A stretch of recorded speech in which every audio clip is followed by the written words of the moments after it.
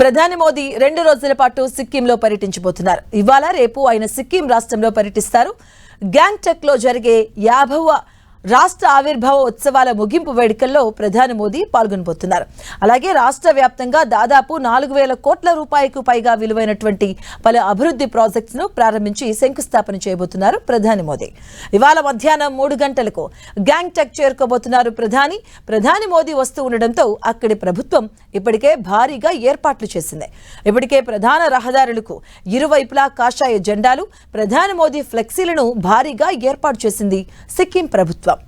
గ్యాంగ్టక్ జిల్లాను కలుపుతూ సిర్వాని లోయర్ సామ్డాంగ్ దగ్గర తీస్తా నదిపై నిర్మించనున్న 2 వంతెనలకు ప్రధాని మోదీ శంకుస్థాపన చేయబోతున్నారు.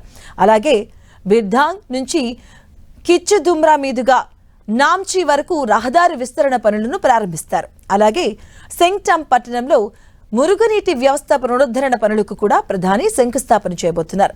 సిక్కిం IFFCO ప్రాసెసింగ్ ప్లాంట్ ను ప్రారంభిస్తారు. దీని ద్వారా రాష్ట్రంలో వ్యవసాయ ఉత్పత్తుల ప్రాసెసింగ్ లో గణనీయమైన అభివృద్ధి సాధించడంతో పాటుగా రైతుల జీవనోపాధి కూడా మెరుగుపడుతుందని ప్రభుత్వం భావిస్తుంది.